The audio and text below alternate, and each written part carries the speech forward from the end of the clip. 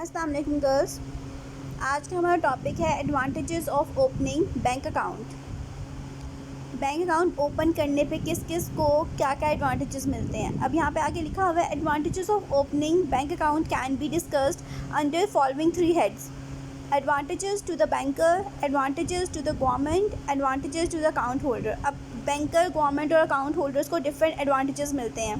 अब वो क्या एडवांटेजेस है वो हम हर हेड के अंदर डिस्कस करेंगे। सबसे पहले है advantages to the banker. Banker enjoys following advantages on the opening of an account: increase in resources. When an account is opened in the bank, the loan giving capacity of the bank increases because of increase in financial resources of the bank. जब कोई बंदा अपना account open करवाता है bank में, तो जाहिर सी बात है वो पैसे रखवाएगा बैंक में, तो बैंक के पास ज़्यादा रिसोर्सेज क्रिएट होंगे, वो ज़्यादा लोन्स दे पाएंगे आगे, ठीक है, और उनका बिज़नेस अच्छे से चलेगा, तो उनको ये फ़ायदा होता है। Source of income: bank charges interest on overdraft और loans and commission for rendering various services to customer. In this way income of the bank increases. अब उन्होंने बताया कि बैंक डिफरेंट चार्जेस कलेक्ट करता है, ओवरड्राफ्ट पे इंटरेस्ट लेता है, लोन पे इंटरेस्ट लेता है, ठीक है, और जो छोटी मोटी सर्विसेज वो आपको प्रोवाइड करता है उसके ऊपर भी सर्विस चार्जेस लेता है, ठीक है। तो इनडायरेक्टली उसकी काफ़ी ज़्यादा इनकम कलेक्ट हो रही है इसके थ्रू। Increase in investment: when people open the bank account then bank gets a huge amount of investment और for advancing loans to the people and industry. अच्छा, अब लोग जाहिर सी बात है जब अपने पैसे बैंक में रखवाएंगे तो बैंक ने उसको वहाँ रखना तो होता नहीं, वो आगे इन्वेस्टमेंट करता है, लोन्स प्रोवाइड करेगा या फिर बड़ी बड़ी इंडस्ट्रीज़ में इन्वेस्टमेंट कर देगा उनके शेयर्स परचेज़ करके, तो उसकी इन्वेस्टमेंट इंक्रीज़ हो रही है, ये भी उसको फ़ायदा हो गया। Development of banking system: opening of more bank accounts increase the trust of people in bank which leads to the development of banking sector. अच्छा, जब जैसे जैसे ज़्यादा लोग अकाउंट ओपन करवाएंगे तो बाकी लोगों का भी ट्रस्ट गेन होगा कि अगर ये लोग ओपन करवा रहे हैं तो जाहिर सी बात है कोई खासियत होगी, कोई अच्छी बात होगी तो ये ओपन करवा रहे हैं, तो और लोग जो होते हैं वो मोटिवेट होते हैं कि हम भी ओपन करवाएं बैंक अकाउंट, ठीक है। इससे ये होता है कि बैंकिंग सेक्टर की तरक्की होती है, ठीक है, और इनडायरेक्टली मुल्क की तरक्की होती है। नेक्स्ट है advantages to the government. When the account are open the government gets the following benefit. जब अकाउंट ओपन होता है तो गवर्नमेंट को फॉलोइंग बेनिफिट्स मिलते हैं। कैसे? More employment: when more accounts are open then bank needs more staff for smooth working. On the other hand, the development of the industry and trade also provides more opportunities of employment. अच्छा, अब यहाँ बता रहे हैं जब ज़्यादा लोग अपने पैसे रखवाना स्टार्ट कर देंगे बैंक में, अकाउंट ओपन करना स्टार्ट कर देंगे, तो जाहिर सी बात है काम ज़्यादा होगा। जब काम ज़्यादा होगा तो बैंक वालों को ज़्यादा लोगों को हायर करना पड़ेगा, ठीक है, तो इस तरह जॉब अपॉर्चुनिटी क्रिएट होती है, ठीक है, एम्प्लॉयमेंट क्रिएट होती है, तो ज़्यादा लोग जॉब कर सकते हैं ईजीली। अच्छा, आगे उन्होंने बताया कि इंडस्ट्री की डेवलपमेंट भी होती है, इंडस्ट्री और ट्रेड की, ठीक है, जिसकी वजह से जॉब अपॉर्चुनिटी ज़्यादा क्रिएट होती हैं। Better use of saving: people deposit their surplus money to bank which is use in progressive task. अच्छा, लोग अपने पैसे रखवा रहे हैं, ठीक है, उनको हम ऐसे कामों में यूज़ करेंगे जिससे मुल्क की तरक्की होती है, हम लोग अपनी सेविंग को बहुत अच्छी तरीके से यूज़ कर रहे हैं एक तरह से, ठीक है, ये एक फ़ायदा हो जाता है। Source of income: government impose taxes and exercise duty on the different dealing through banks. As a result, the income of government increases. अच्छा, जब आप लोग बहुत बड़ी बड़ी ट्रांजैक्शंस करते हो, अगर फॉर एग्जांपल कोई 2-3 लाख रुपए अगर आप अपने अकाउंट से किसी और के अकाउंट में ट्रांसफ़र करवा रहे हो, या फिर ATM से 50,000 से ज़्यादा अमाउंट अगर निकलवा रहे हो, तो उसके ऊपर हमेशा टैक्स चार्ज होता है, ठीक है। तो अगर टैक्स इसी तरह लोग करते रहेंगे, ट्रांजैक्शंस होती रहेंगी, तो टैक्स ज़्यादा से ज़्यादा इकट्ठा होता रहेगा, तो इस तरह इनडायरेक्टली गवर्नमेंट की कमाई हो जाती है काफ़ी ज़्यादा अच्छी खासी। High standard of living: government takes loan from banks and spend these loans for social progress which makes the standard of life better. अच्छा, अब गवर्नमेंट क्या करती है, बैंक से लोन लेती है और उसको अपनी सोशल प्रोग्रेस के लिए, मतलब अपने ऑफिसेज़ को अच्छा बनाना, अपने इर्द गिर्द को अच्छा बनाना, ठीक ठीक है, अपने लिविंग स्टैंडर्ड को अच्छा रखना, खाने पीने पे, पहनने ओढ़ने पे खर्च करना, ठीक है। तो एक तरह से लिविंग स्टैंडर्ड को हाई करते हैं वो लोग अपना, ठीक है, बहुत मेंटेन करके रखते हैं। तो आपने देखा होगा जो गवर्नमेंट के जो ऑफिशियल्स होते हैं, ऑफिसर्स होते हैं, ठीक है, उनके आपने रहन सहन देखा ही होगा, उनका घर कितना अच्छा होता है, उनका पहनना ओढ़ना कितना अच्छा होता है, ठीक है। तो एक तरह से उनका वो इस चीज़ को मेंटेन करते हैं, अपने हाई स्टैंडर्ड को। नेक्स्ट है इकोनॉमिक डेवलपमेंट।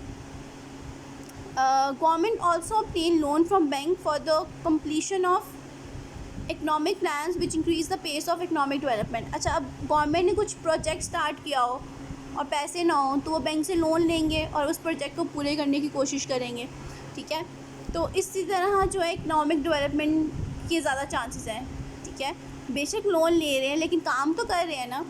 फॉर एग्जांपल जैसे उन्होंने कोई प्रोजेक्ट किया हो मोटरवे बनाने का या फिर सड़कों का सही करने का, ठीक है, तो इस तरह डेवलपमेंट होती है। नेक्स्ट है balance of payment. Commercial banks provide financial assistance to the exporters which help in making the balance of payment favourable. अच्छा, अगर कोई इम्पोर्ट एक्सपोर्ट के बिज़नेस में है, ठीक है, और उसको जाहिर सी बात है इम्पोर्ट एक्सपोर्ट ऐसे तो हो नहीं जाता, उसमें आपको अच्छे खासे पैसे चाहिए होते हैं, क्योंकि अगर आप बाहर से कोई चीज़ मंगवा रहे हो या भेज रहे हो तो उसको भेजने में और मंगवाने में भी अच्छा खासा खर्चा आता है, ठीक है। और अगर आपके पैसे नहीं है तो आप लोग बैंक से लोन ले सकते हो। अब गवर्नमेंट क्या करती है, अगर गवर्नमेंट कोई चीज़ मंगवा रही है तो वो भी बैंक से लोन लेके अपना काम पूरा कर सकती है, ठीक है। इसमें बैंक का भी एक तरह से फ़ायदा हो जाएगा और गवर्नमेंट को भी फ़ायदा होगा कि बैलेंस ऑफ पेमेंट जो होगा वो फेवरेबल रहेगा, ठीक है। नेक्स्ट है advantages to the account holder. अब जिसने अकाउंट ओपन किया है उसको क्या फ़ायदा हो रहा है, बैंकर को फ़ायदा हो गया, गवर्नमेंट को फ़ायदा हो गया, अब अकाउंट होल्डर को क्या फ़ायदा हो रहा है। The account holder can get following benefits by opening an account in the bank. Safety of cash. Any person can save his surplus money by depositing it into the bank, which means he gets himself free from the security problem of money. अच्छा, अब यहाँ इस line में उन्होंने ये बताया कि जब आप लोगों ने एक दफ़ा पैसे जमा करवा दिए बैंक में तो आपकी टेंशन ख़त्म हो जाएगी कि मेरे पैसे चोरी ना हो जाए, गुम ना हो जाए, आगे पीछे कहीं ना रख के भूल जाऊँ, ठीक है। तो एक तरह से टेंशन ख़त्म हो जाती है और आपके पैसे सेव रहते हैं, ठीक है। नेक्स्ट है source of income. The people can increase their incomes by depositing the surplus money into the bank because bank offers profit on the deposited money.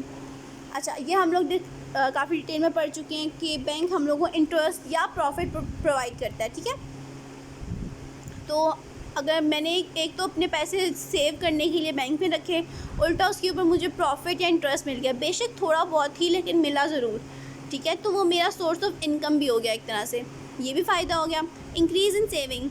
Any common man can waste his surplus money whereas the account holder of bank can increase his saving by depositing surplus money to bank। अच्छा, normally अगर मेरे हाथ में पैसे होंगे तो अगर मैं अपनी एग्जांपल दूँ, अगर आपको मेरे पास पैसे होंगे तो मैं कहीं ना कहीं खर्च कर दूँगी, ठीक है। लेकिन अगर मैंने बैंक में रखवाए होंगे तो मैं बहुत सोच समझ के करूँगी कि मुझे बैंक जाना पड़ेगा, निकलवाने पड़ेंगे या ATM से निकलवाने पड़ेंगे, तो एक तरह से सेविंग इंक्रीज़ भी हो रही है। और अगर मेरे पास बैंक में कम पैसे होंगे तो मुझे ज़्यादा शौक़ होगा कि मैं और रखवाऊँ बैंक में ताकि मेरे अकाउंट में ज़्यादा पैसे हों, ठीक है। तो इस तरह सेविंग इंक्रीज़ होती है। Easy medium of exchange. Generally the businessman और business organisations use cheques instead of cash for making huge receipts and payments. अच्छा, अब जो बड़े बड़े बिजनेसमैन होते हैं या फिर कोई भी छोटा हो बड़ा हो बिज़नेस, जो भी ऑर्गेनाइजेशन है, वो लोग ज़्यादातर कोशिश करते हैं कि अपनी जितनी भी पेमेंट्स है वो चेक के थ्रू करें, ठीक है। पेमेंट्स हो जाए, रिसीट्स हो जाएं, ठीक है। In this way bank provide easy media of exchange to its account holder. अच्छा, अब इसमें दो लोगों का फ़ायदा हो रहा है। एक तो अकाउंट होल्डर का फ़ायदा हो रहा है कि उसको बहुत ज़्यादा पैसे अपने साथ उठा के नहीं कहीं लेके जाने पड़ते, वो चेक लिखेगा और अपनी पेमेंट कर देगा ईजीली। दूसरा, बैंक को फ़ायदा हो रहा है कि ज़्यादा चेक्स यूज़ होंगे, ठीक है, तो उनकी डेवलपमेंट होती है। Solution of dispute. Bank keep the record of all the receipts and payment of its customer. So any dispute regarding any business dealing or transaction can be easily solved in future. अब क्योंकि मैंने आपको बताया ना, हर चीज़ का record रखा जाता है। 1 रुपये, बिल्कुल जो 1 रुपया कहते हैं ना, उसका भी रिकॉर्ड रखा जाता है कि वो कहाँ से कहाँ गया, ठीक है। थोड़े से भी आगे पीछे अमाउंट हो जाए तो बहुत प्रॉब्लम क्रिएट हो जाती है। तो अगर किसी बिज़नेस में कोई प्रॉब्लम क्रिएट हो जाए, कोई डिस्प्यूट को कहते हैं झगड़ा, क्रिएट हो जाए, ठीक है, कोई बोले कि मैंने पेमेंट कर दिया, कोई बोले मैंने नहीं रिसीव की, ठीक है, मतलब कोई मसला क्रिएट हो जाए तो वो बैंक से जाके पूछ सकते हैं कि मैंने चेक दिया था, पेमेंट हुई है या नहीं हुई, तो बैंक उसको सॉल्व करने में आपकी हेल्प करेगा। Safety of valuables. अच्छा, हम safety of valuables mean locker facility जो हमें बैंक प्रोवाइड करता है। Bank provides the facility of lockers to its customers where they can save their gold, silver, documents, shares and other valuables. आपकी जितनी भी कीमती अशिया हैं वो सारी की सारी आप लॉकर फैसिलिटी लेकर बैंक में रखवा सकते हो, ठीक है। नेक्स्ट है adviser. The bank acts as an advisor to its customers, so the account holder can get expert advice from the bank for his trade and financial matters.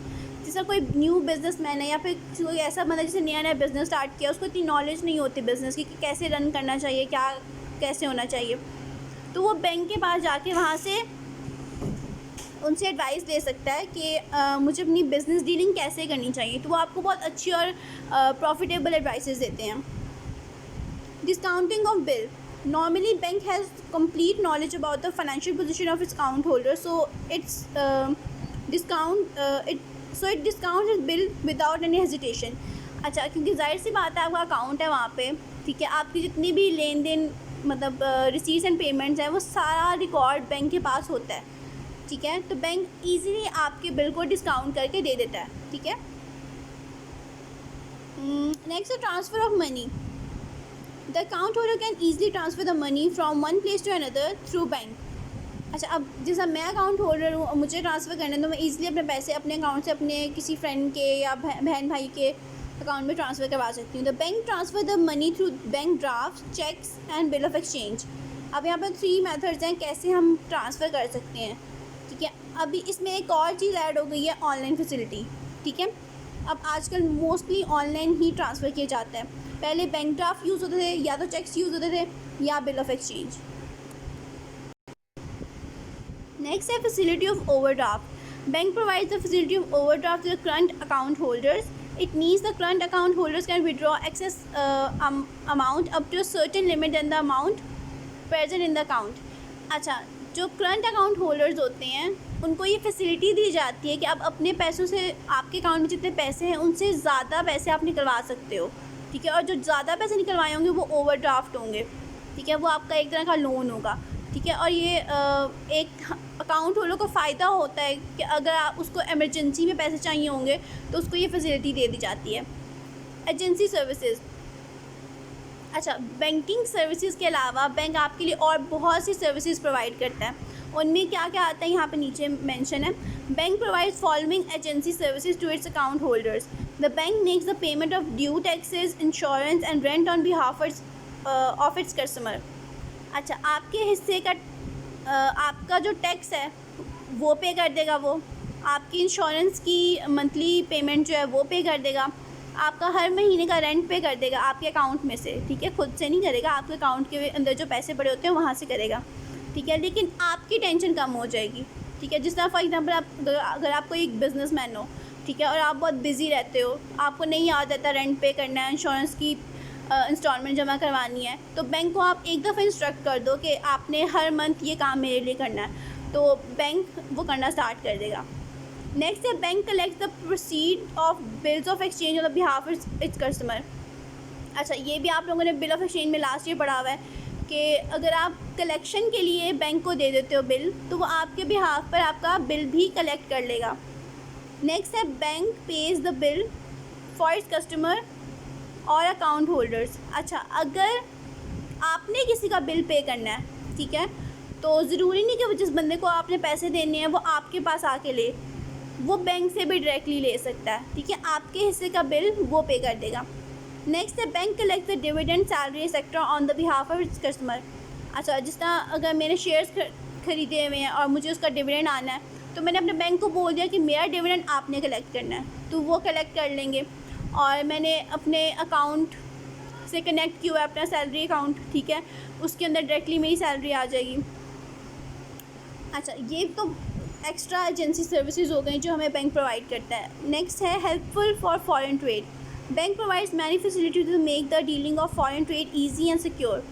अच्छा, bank हमें बहुत डिफरेंट फैसिलिटीज़ प्रोवाइड करता है। वो एक तो instruct करता है, हमें बताता है कि हमें कैसे करना चाहिए, क्यों करना चाहिए।